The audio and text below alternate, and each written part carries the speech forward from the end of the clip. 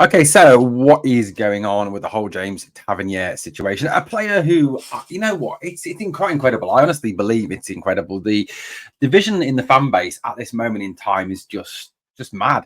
I mean, you've got those who still love Tav, who still want him here, who want him here next season, who think that he should be still here next season, and you've got, I think, a growing part of the fan base that think that it's time that he moved on, that it's time that, his time at Rangers is coming to an end, that it's better for him and better for the club that he goes and finds a new beginning somewhere else. So look, there is very much, two camps of thought. Now, personally, my belief is that it's time that he moved on. I get the whole goal, he scores a lot of goals thing, but that we should not be depending on a right back to score goals. And in terms of taking penalties, we can find a striker take penalties. Most normal clubs have penalty takers who are strikers. I'm sure one of the midfielders can be trained, can certainly take free kicks. Diamande looks like he takes a mean free kick. I'm sure Todd Cantwell does. I'm sure Oscar Cortez does. Look, so that's just a very weak argument for keeping James Tavernier. You look at the overall James Tavernier package and you look at the fact that he is getting older. He's not going to get any quicker. He's not going to get any more alert. He's not going to get any better in terms of ability at his age. He is slowing down. Facts are that you go back and watch a lot of the goals we've conceded over the from March to the end of the season. The attacks came through the right side of our defence. Celtic as well. The Celtic games, Dyson Maida ran past Tav as if he wasn't there on numerous occasions. As I've said on many occasions, Dyson Maida is not even a very good footballer. I mean, he's not even a good player. He's a very average footballer. Yeah, he works hard. Yeah, he's quite quick, but that's about it. He's not particularly skillful. He's not particularly dynamic. I wouldn't swap him for Oscar Cortez. I wouldn't swap him for Abdallah Sima. I wouldn't even swap him for Ross McCausland, if I'm being honest. But what do we understand with what the situation is with Tav at this moment in time? Obviously, the story came out yesterday, which Daily Record said, Tav's been stripped of the captaincy, and Jack Butland is the captain, which then changed over the course of time to be that if Tav leaves Rangers, Jack Butland will be made captain. That seemed to be how the kind of narrative changed from the Daily Record and Football Scotland and a number of other media publications. But we understand, according to reports from a number of external organisations, a number of different groups and media groups that report on Rangers, that there is a substantial lucrative offer on the table as it stands for James Tavernier. It's thought that this offer comes obviously from Saudi, comes from Al Ettifaq, obviously the team managed by Steven Gerrard. It is a very, very lucrative offer, according to the reports.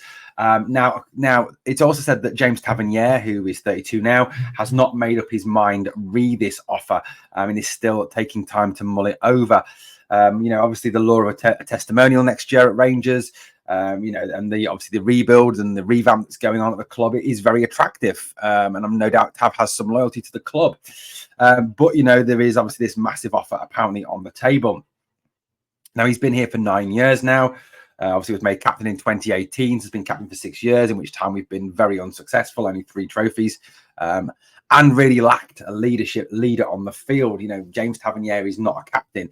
Now, some people have suggested that maybe taking the captaincy off him will improve him for next season. I mean, it could. You taking the weight of captaincy off someone sometimes does. You see it in cricket, you see it in with other players in football that once they're not captain anymore, that weight of expectation has kind of gone, and maybe that does help. But I don't think it's that is causing the major issues now with James Tavernier. It's his fact that he's slowing down, the fact that he's defensively very poor. Now, people have talked about moving him into midfield, but realistically, would you really want to play him ahead of Oscar Cortez? Would you really want to play him ahead of Ross McCausland? Would you really want to play him ahead of these out-and-out, proper, naturally quick wingers? For me, James Tavernier is not fast enough to be a winger.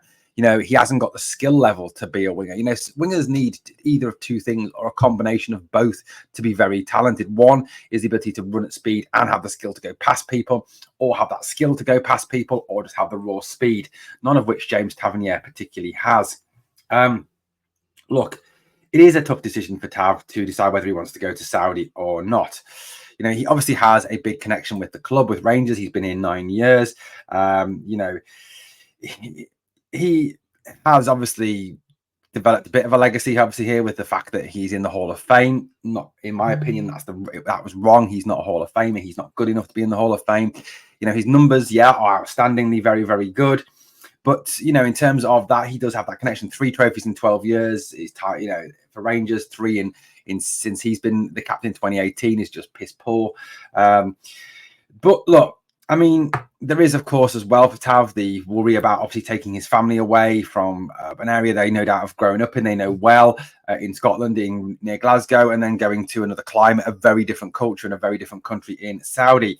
But obviously, you know, the whole issue there is the fact that he can earn an absolute shed ton of money, that money that's, you know, really could be valuable in his future life and set him and his kids up for the rest of their lives with the amount of the money the Saudis pay.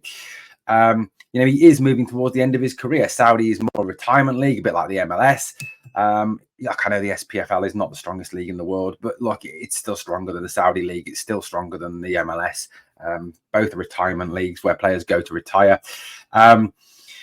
You know, he's got to kind of balance, you know, his professional aspirations. Does he want one more season at Rangers, crack at the league title, crack at Europe again, or does he want the money? And obviously the financial rewards with going to Saudi. It's a big debate. It's a massive debate. You know, I think he's obviously thinking about this. He's obviously weighing up the whole idea behind the deal, and I think that's probably why it's taking so much time. You know, there's been stories ongoing now for a long time, but, you know, mainly obviously taking this summer for an account for the last sort of month or so. There's been those stories around him and obviously Connor Goldson as well, heading off to Saudi.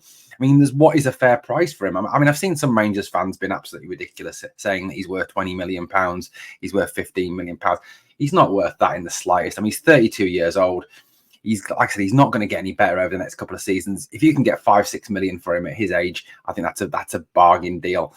And that's a good deal for both parties. That's a good deal for Etifak and a good deal for Rangers. I mean, 5-6 million can be reinvested in one player or a couple of players. You know, that's the sort of market we're shopping in. So look, if we can get that, I think, you know, the fans that are saying we want 10, 15, 20 million for him are just living in cloud cuckoo land. No one is going to pay that for James Tavernier. And like I said, you'll end up with him here next season.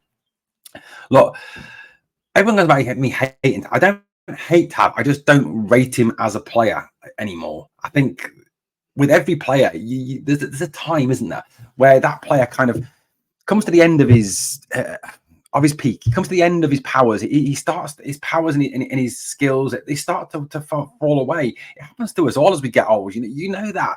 You know, staying fit it is harder. Staying injury free is harder the older you get. You do slow down the older you get. That's just human body. Yes, professional sportsmen do, of course, have, you know, the whole thing of it lasts slightly longer for them because of the fact they're professional sports people. But look, at the end of the day, we've come to a point now where, for me, this club needs revolution. It doesn't want evolution anymore. We don't need to have that core leadership group left from failure.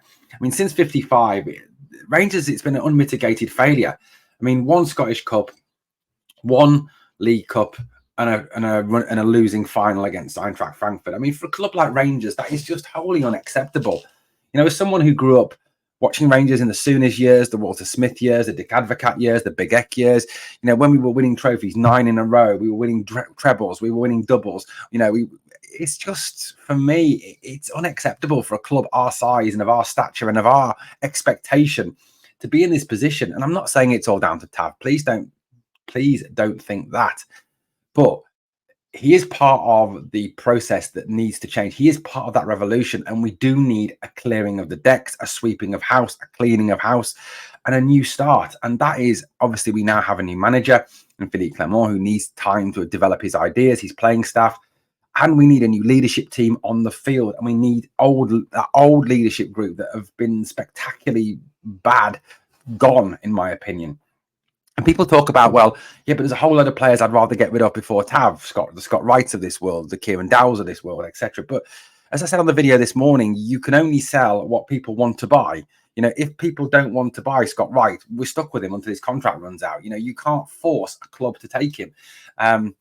You know, that's where we are. And I agree. There are players, obviously, you'd rather get rid of. Of course, Connor Goldson, I'd quite willingly sell him before James Tavernier. I think Tavernier is better than Goldson. Goldson is well past his best. But like I said, if no one comes in and bids for Connor Goldson, but someone comes in and bids for Tav, then you've got to obviously weigh up that offer and possibly take it. So look, that's where we're at as a club. And like I said, I think it's very unrealistic saying that, you know, we need to get rid of more players before him, because you can't do that. Because like I said, clubs will only buy what they want. You can't make them take your dead wood. It just doesn't work like that, unfortunately. Guys, let me know what you think of this story. Look, if this offer is on the table, it seems, and we do need, I think, to kind of hope that Tavernier takes it. It'll be useful money for the club. It'll be the real, I don't know, we need this revolution. We need this change. I honestly believe, and, you know, I might be wrong in this, but if James Tavernier and Connor Goldson are still here next season, that Clement will play them. And I think if we play those two, we will win absolutely nothing next season, because you've still got the issue there of that core leadership group who have a real mentality issue against Celtic. You know, Connor Goldson and James Tavernier are scared of Celtic. They can't beat them. They have, so they may not come out and outwardly say it, but the scar tissue is there. You can see in the way they play. They hide against them. They fall away against them. They play poorly against them.